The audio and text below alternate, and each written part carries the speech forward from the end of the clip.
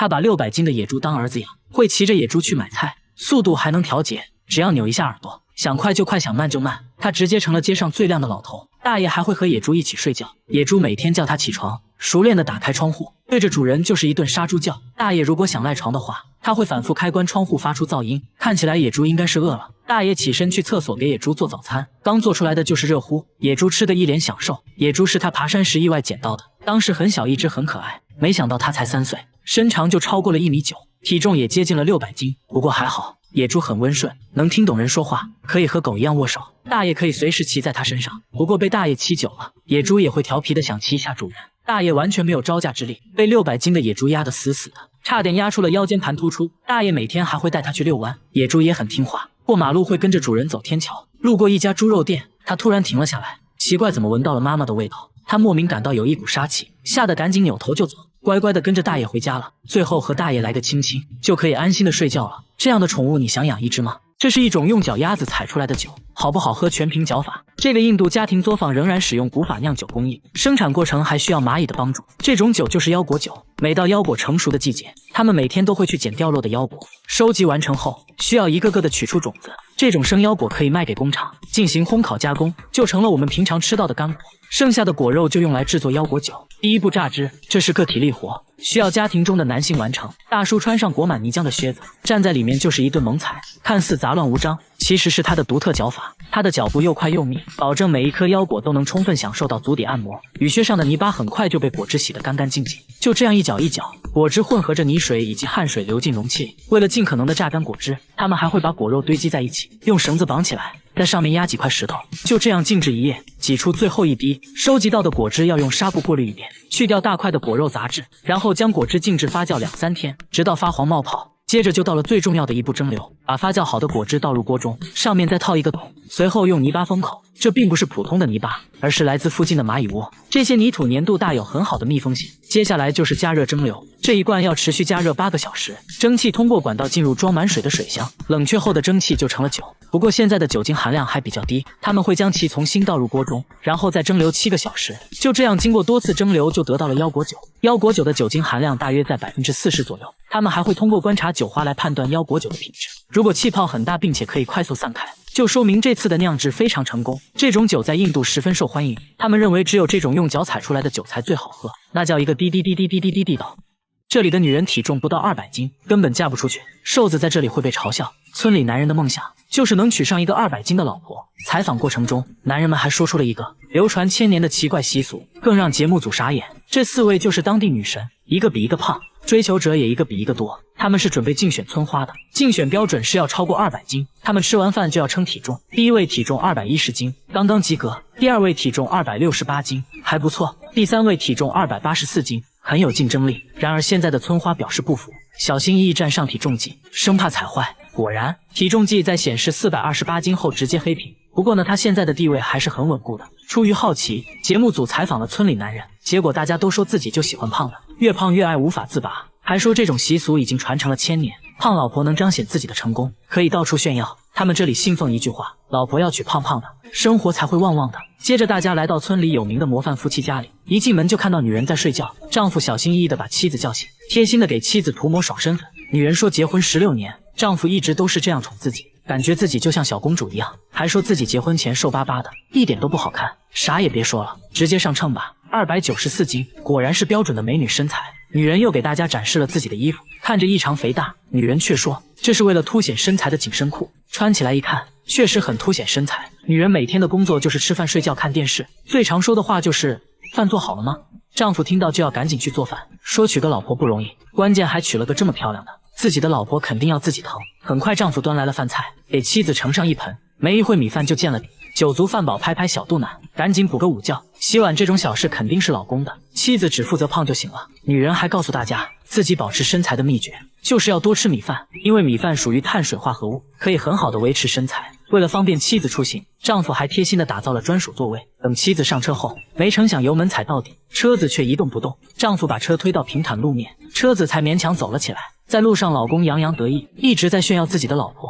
可以看到，村里像他这样的改装摩托还有很多，一般都说明家里有个200斤以上的老婆，这是身份的象征，比开宝马奔驰有面子。豪华一点的还会安装个遮阳顶，大家不禁感慨，难道村里就没有一个瘦子吗？随后在村里找了半天，终于看到一个很瘦的女孩。女孩显得很不自信，一打听才知道，至今没交过男朋友，成了村里为数不多的大龄剩女。一旁的父亲都愁坏了，说只要嫁出去，不要彩礼，陪嫁100万。即使这样，仍然没有人上门，为此他感到很自卑。可偏偏自己怎么吃都吃不胖，还差点得了抑郁症。节目组当场做起了媒人，要给女孩介绍对象，把街边的一个流浪汉拉了过来。流浪汉看到女孩后，连连摇头，说自己的理想型是胖胖的。说完直接转身就走了。更让女孩心里不平衡的是，自己的闺蜜却是个标准的美女，追求者众多。这不，闺蜜刚回家，家门口就出现了3个追求者，其中一个已经追了2年。他们在门口蹲守半天，只为看闺蜜一眼，一直待到深夜才离开，还说明天再来。看得出来，闺蜜也很享受这种众星捧月的感觉。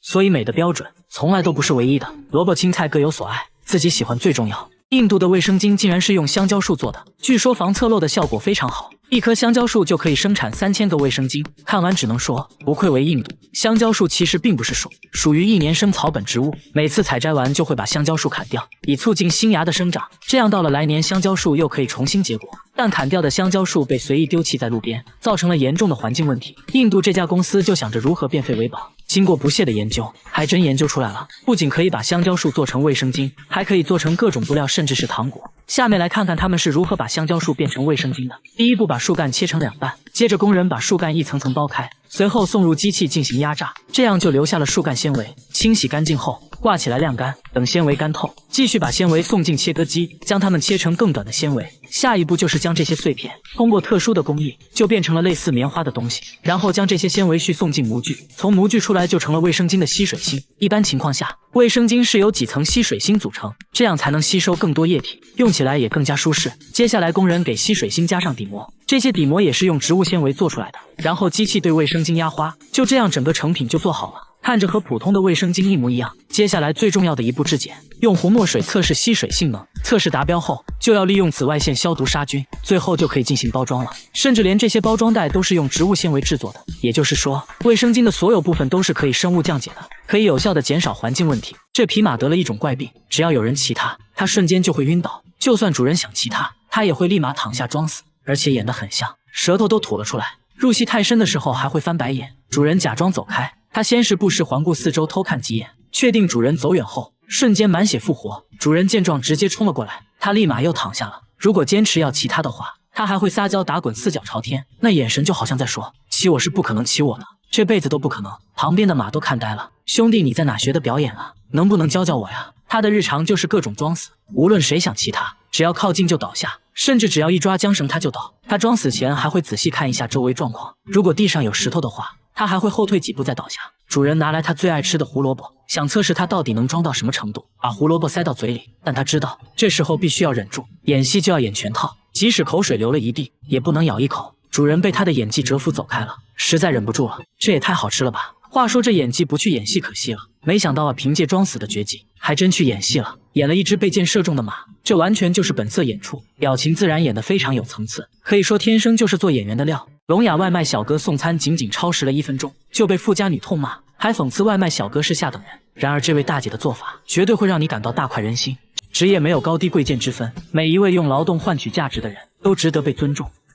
你这颗牙已经烂透了，为了能啃骨头，你准备花2万在嘴里种1颗，整个种牙过程需要持续半年左右，但最后的成品绝对会让你惊艳。首先要把坏牙拔掉，直接上钳子，很轻松就拔了下来。现在需要等待2到6个月，让牙槽骨恢复生长，填满空隙。6个月后开始进行种牙。第一步进行断层扫描分析，对口腔进行全面检查以及确定种植方案，接着进行麻醉和消毒。等麻药起效后，医生一刀就划开了牙龈，掀开牙龈，牙槽骨就露了出来。这些大大小小的钻头都是用来在牙槽骨钻孔的。牙槽骨的表层骨质坚硬，刚开始要选择8毫米的小钻头预开孔，现在要逐渐换成更粗的钻头扩大孔洞。用粗钻头时转速一定要慢，否则会导致摩擦生热，烧毁骨细胞。过程中钻头还会抑制喷出生理盐水，就是为了降温。现在使用螺丝纹钻头，将孔的上端继续拓宽，这是为了让孔洞和种植体完全契合。孔打好后，医生取来像螺丝一样的种植体，开始种植的时候要尽量调低转速，慢慢推进去，才不会使接触面骨细胞损坏。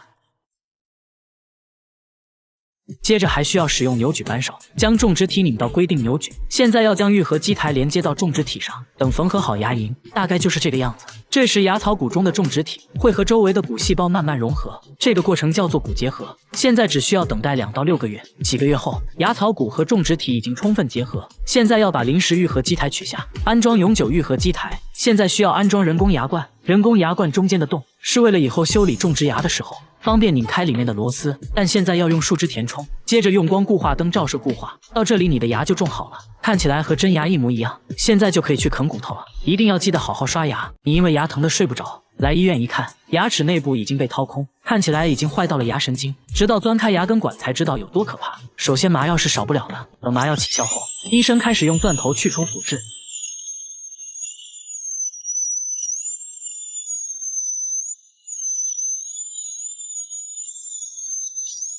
可以看到根管已经暴露，用工具轻轻一碰就打开了牙髓腔，不用想了，牙神经肯定已经坏死。这种情况只能做根管治疗，通俗点讲就是杀神经。这应该是牙齿问题中最可怕的一种治疗方式。这种方式避免了拔牙，最大程度保留了你的天然牙齿。医生一般会注射局部麻药，因此不必太过担心。接着医生测量根管的深度，以此来选择长度合适的根管锉，来一点点刮除坏死的牙髓。牙髓处理干净后，医生装上小钻头开始拓宽根管，依次把3个根管清理完毕后，还要使用消毒剂反复冲洗根管内部，防止后续再次发炎。接着插入3根类似棉签的东西，对根管内部进行干燥处理，随后在根尖里涂上一层密封剂，接着使用牙雕来填充根管，这样就可以完美填充牙根管，不会留下任何间隙。接着使用加热工具熔断牙胶，依次对3个根管进行同样的操作。接下来用树脂继续填充根管顶部，通过光固化灯快速固化，这样根管部分就填充好了。接下来还要继续打磨牙冠部分，方便接下来塑形。随后对牙冠部分涂抹酸蚀剂，目的是为了清理杂质。等待片刻后处理掉酸蚀剂，开始填充复合树脂。树脂的填充要循序渐进，每填充一点就要确定固化后再继续填充。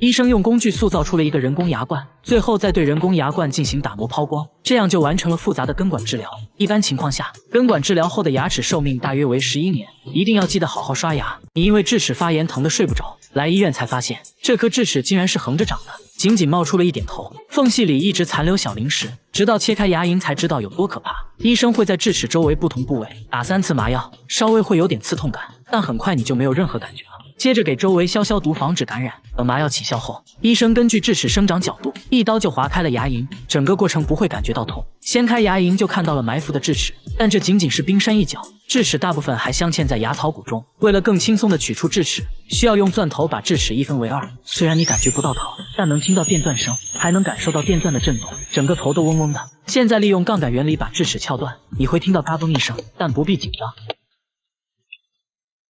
轻轻一挑就把牙冠取了出来，接着再次利用杠杆原理一点点往外撬，牙根埋伏的比较深，医生决定再次把牙根部分一分为2。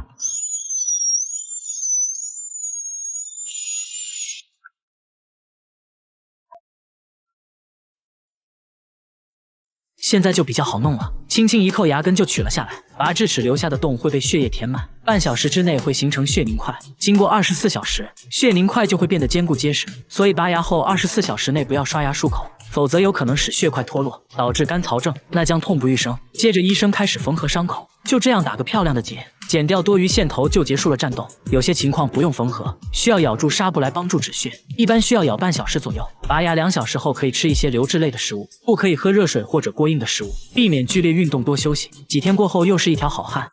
你的2颗门牙中间出现了蛀牙，一张嘴就像有东西卡在牙缝里。医生看了一眼，二话没说，连麻药都没打，直接上钻头去除腐质。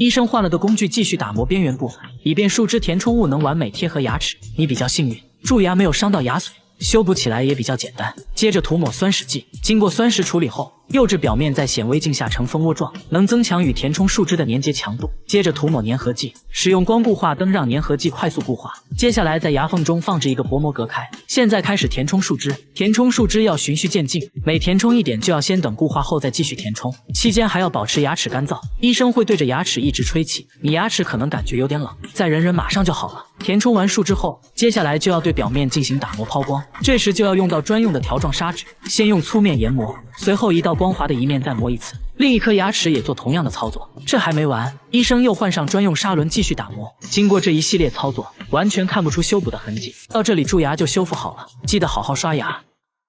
你知道牙套是怎么装上去的吗？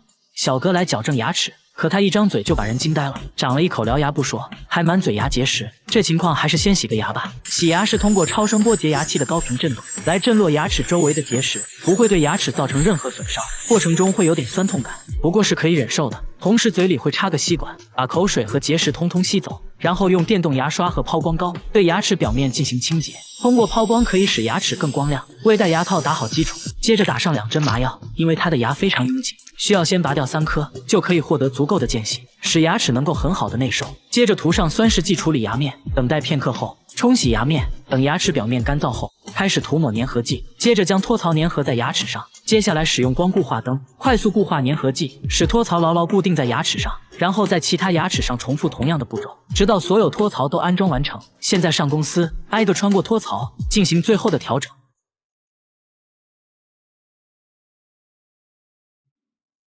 就这样一副完美的牙套就大功告成了。随着时间的推移，原本参差不齐的牙齿就慢慢矫正好了。记得好好刷牙。今天是个大工程，你这颗牙坏得非常严重，内部还不停地冒血，直到钻开牙根管，才发现情况远比想象的严重。操作前麻药是少不了的，等麻药起效后，医生开始用钻头去除腐质。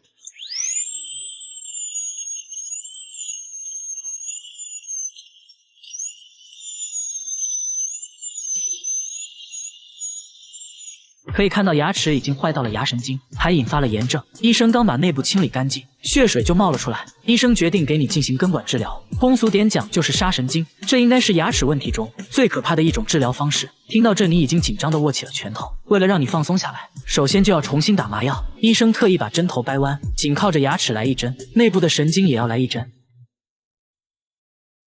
现在需要用钻头打开牙髓腔。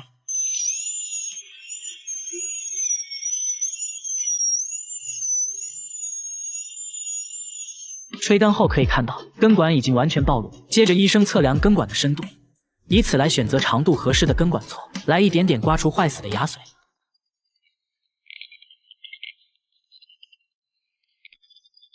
依次把3个根管清理完毕后，还要使用消毒剂反复冲洗根管内部，防止后续再次发炎。牙髓处理干净后，医生装上小钻头，开始拓宽根管。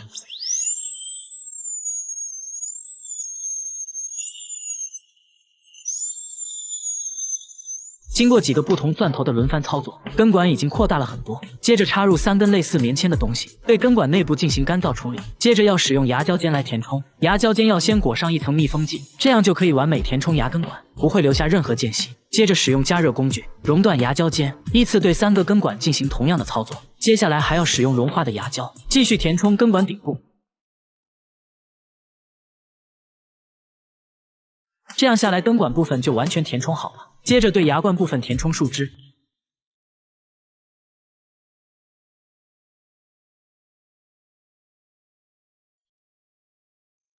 最后再安装上人工牙冠，这样就完成了复杂的根管治疗。这下你又可以想吃什么吃什么了。你不小心磕掉了半颗门牙，说话一直漏风，天天被人嘲笑。你决定去做个修复，医生也没有让你失望，最后的修复效果足以让他们闭上臭嘴。不幸中的万幸，磕掉的部位并没有伤到牙根，如果非常严重的话，那就需要先做根管治疗。但像你这种情况，直接进行光固化树脂补牙即可。先在表面涂一层酸蚀剂，让表面变得更加粗糙一些，冲洗吹干后，涂上粘合剂，进行光照固化。接着医生取来石膏模型，制作诊断蜡型，然后系统的补牙操作就开始了。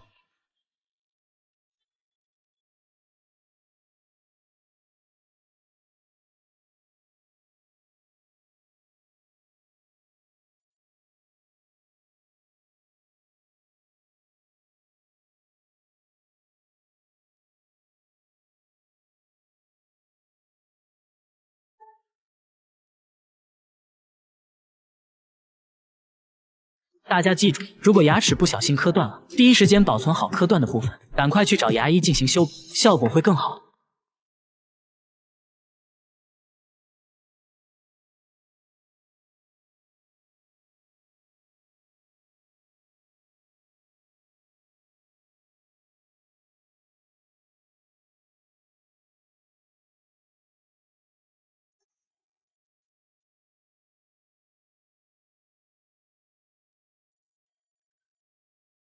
补完之后呢，医生会用车针进行表面的打磨处理，最后再对牙齿进行抛光，牙齿表面就会变得更加光滑，看上去形态也比较美观。最后取出排龈线，就大功告成了。不过以后不能啃太硬的东西，稍有不注意就有可能导致脱落。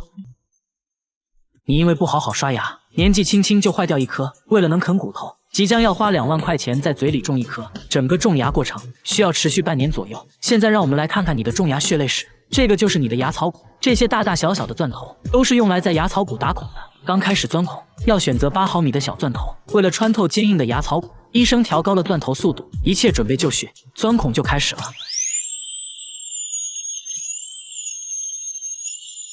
现在要逐渐换成更粗的钻头，扩大孔洞。用粗钻头转速一定要慢，否则会导致摩擦生热，烧毁骨细胞。过程中钻头还会一直喷出生理盐水，就是为了降温。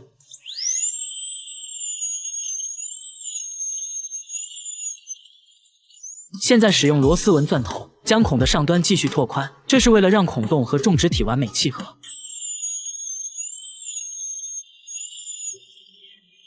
随后，医生取来像螺丝一样的种植体，开始种植的时候要尽量调低转速，慢慢推进去，才不会使接触面骨细胞损坏。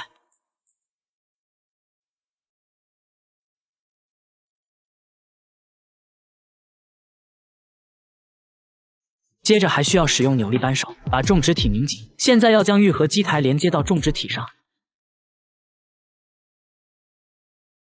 等缝合好牙龈，大概就是这个样子。这时牙槽骨中的种植体会和周围的骨细胞慢慢融合，这个过程叫做骨结合，最短需要2到3个月，最长6个月左右。经过了几个月，牙槽骨和种植体已经充分结合，就可以把临时愈合基台取下，然后安装上永久愈合基台。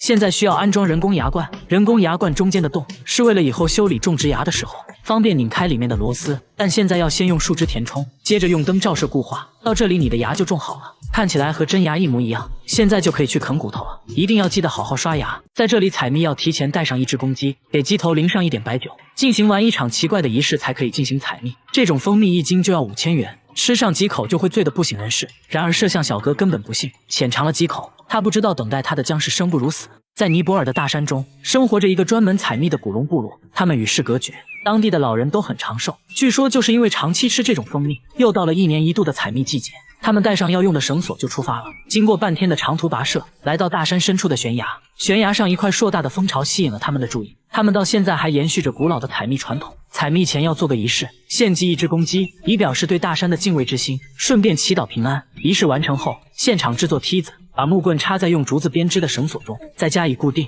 就做成了天梯。接着在梯子上浇水，避免采蜜时被烧坏。一切准备妥当，他们来到悬崖顶部放置天梯。采蜜前又点燃了火堆，用烟雾驱赶蜜蜂。这里的蜜蜂体型很大，尽管有烟雾，蜜蜂仍然咄咄逼人。其中一个同伴穿着短裤，在没有任何防护的情况下爬上了天梯，一步步接近蜂巢。他持续用烟雾驱赶着蜜蜂，等蜜蜂跑得差不多了，开始了采蜜环节。用工具切掉蜂巢，蜂巢掉落到下方的竹篮中，等收集到满满1竹篮，团队成员就会把竹篮拉上去。他们的配合可以说是天衣无缝，看得出来今天是丰收的一天。现在他们开始过滤杂质，手动挤压蜂巢，经过竹篮的过滤就可以得到纯净蜂蜜。摄像小哥已经迫不及待想要品尝一下。村民说一次不能超过3勺，否则就会产生幻觉。小哥没在意，直接吃了一大块，吃完还忍不住舔手指，说没有什么特别的感觉。村民听到这话微微一笑，完成了采集。他们收起天梯启程回家，临走前还会故意留下几块蜂巢给山里的动物，以此来感谢大山的馈赠。在回去的路上，小哥开始出现幻觉，醉倒在路边，接着还吐了起来。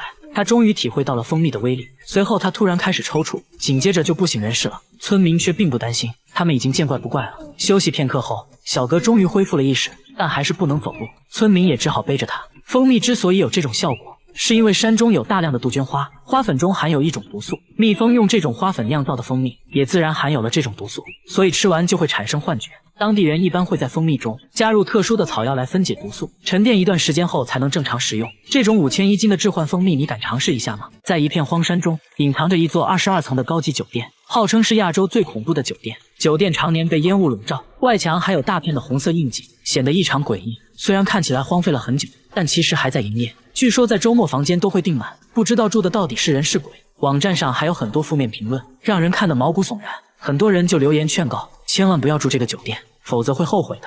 小哥不信邪，决定来探险。酒店位于马来西亚，通往酒店的路迷雾重重，报废汽车随处可见，显得非常荒凉。然而路边硕大的酒店指示牌却显得非常新，处处透露着诡异。而且越靠近酒店，手机的信号也开始变差。来到酒店，顺着楼梯往上走，才发现进入酒店的通道都被封上了。找了半天，找到一部电梯，但按键完全没反应。奇怪的是，电梯的楼层数字却在快速变化，也不知道谁在控制。最后小哥通过紧急出口来到了酒店内部，一切变得正常起来，出现了一条购物街，人也多了起来。他找到了一个店主咨询，店主说酒店旁边有个大赌场，很多人都在那里输得倾家荡产，有些人回到酒店就会选择跳楼，所以这里怨气很重，确实发生过很多灵异事件，有时晚上能听到孩子的哭声。小哥决定在这里订一间，亲自感受它的诡异。回房间的路上，看到一个长期上锁的房间，门上还贴着一个奇怪的符咒。酒店人员说，这间房子被诅咒过，发生过很多超自然现象，没事尽量离它远一点。来到自己的房间，他还煞有其事地敲了3下门。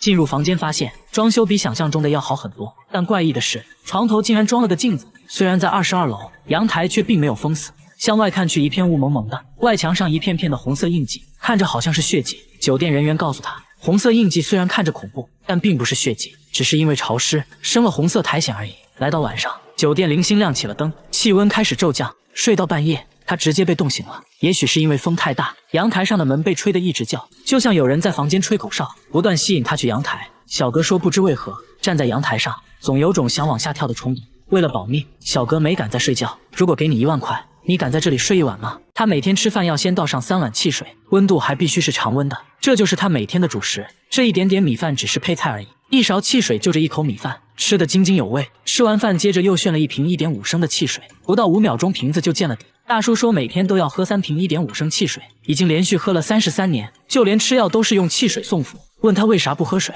他却说喝水会死。这回答把小哥都逗笑了，这怎么可能呢？怕大家不信，他直接去厨房倒了一杯水，喝下一大口，紧接着他开始疯狂呕吐，额头也渗出了汗，神情变得恍惚起来，看起来好像是真的。大叔说从4岁开始就不能喝水了，他认为都是因为4岁时做的那场手术，手术的副作用导致他对汽水上瘾，就这样喝了33年汽水，随之而来的就是不断上升的体重。不仅如此，他的牙齿也被腐蚀坏了，检查发现他的骨密度水平已经相当于70多岁的老人了，有些关节都粘在了一起，情况非常严重。至于他为啥不能喝水，心理医生认为可能是当时手术后服用的药物引起的恶心反应，这种恶心反应被他错误地认为是水导致的，加上心理作用，他就认为自己不能喝水，只要改变错误的观念就好了。几天后，节目组回访发现他把家里的汽水都丢了，现在每天都吃蔬菜，用新鲜果汁代替了汽水。你看33年的习惯都可以改变，所以说改变自己从来不会晚。这里的人穷的只剩下了钱，每天要去摆摊卖钞票，把钱当废纸论斤卖，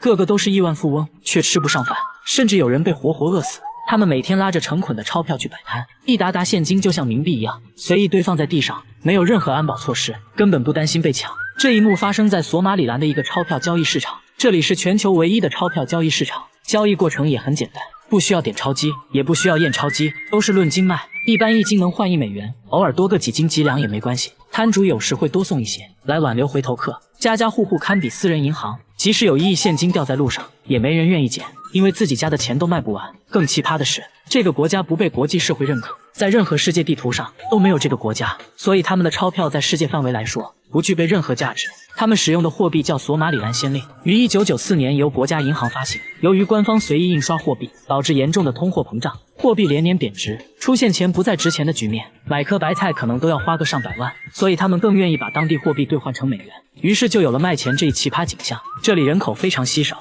就业率很低，当地经济主要以畜牧业为主。由于气候炎热少雨，经常出现干旱的现象，导致饲养的牲畜大量死亡，周围环境一片萧条，即使在首都也没有任何繁华的景象，反而显得脏乱差，大部分地方破败不堪，很少能见到水泥路面。索马里兰的人穷的只剩下钱，却仍旧吃不上饭，令人唏嘘不已。